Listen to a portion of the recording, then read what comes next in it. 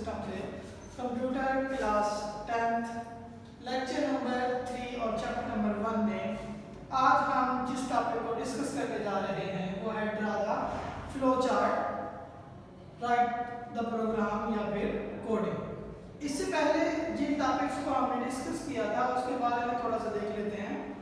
वह जी सबसे पहले हमारे पास था प्रोग्राम, प्रॉब्लम सॉल्विंग, प्रॉब्लम और वो तमाम स्टेप्स जो किसी भी प्रॉब्लम को सॉल्व करने के लिए इस्तेमाल किए जाते हैं, और उसके बाद स्पेसिफाई रिक्वायरमेंट्स, और उसके बाद था हमारे पास आइडेंटिफिकेशन ऑफ प्रॉब्लम्स।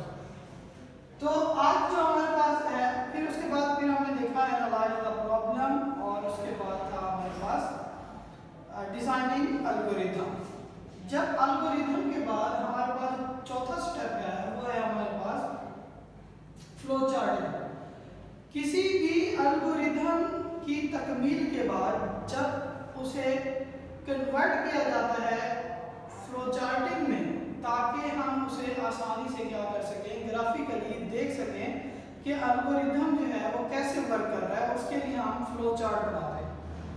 तो फ्लो चार्ट बेसिकली हम कह सकते हैं, फ्लो चार्ट किसी भी एल्गोरिथम का वो पिक्टोरियल रिप्रेजेंटेशन होता है जिसकी मदद से हम देखते हैं या चेक करते हैं कि डेटा कैसे एक स्टेप से दूसरे स्टेप की तरफ जो है वो फ्लो कर रहा है। The pictorial representation of an algorithm is called flow chart.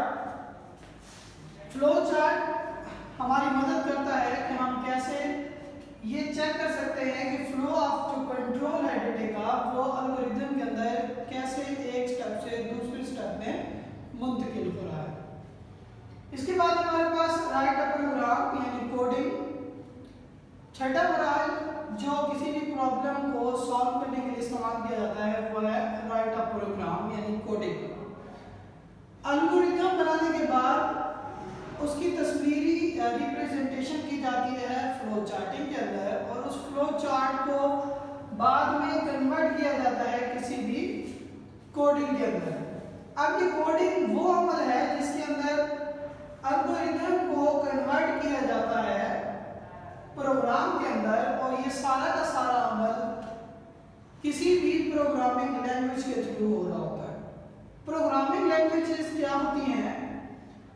ये एक ऐसी लैंग्वेजेस होती हैं जिन्हें डिजाइन किया जाता है ताकि हम किसी भी प्रोग्राम को बना सकें और वो प्रोग्राम हमें कम्युनिकेट करा सके किसी भी कंप्यूटर के साथ, ताकि मुख्तलिफ किस्म की प्रॉब्लम को सॉल्व किया जा सके।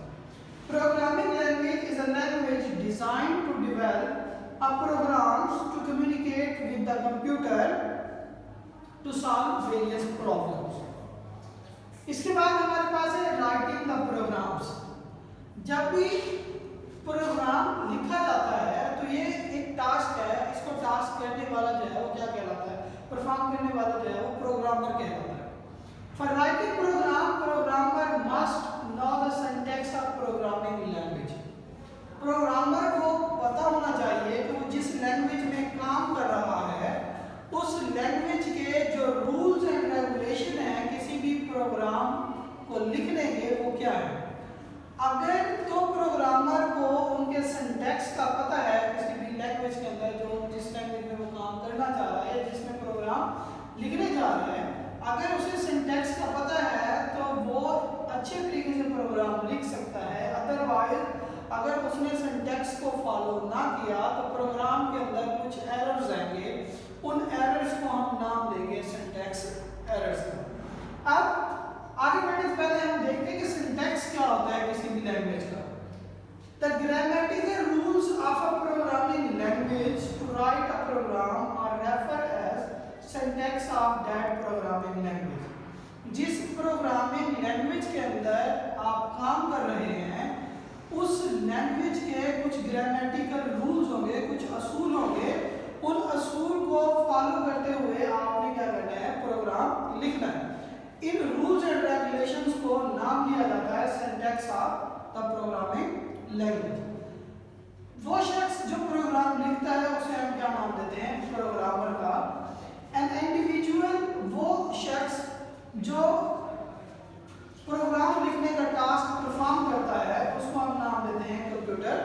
प्रोग्राम रखा।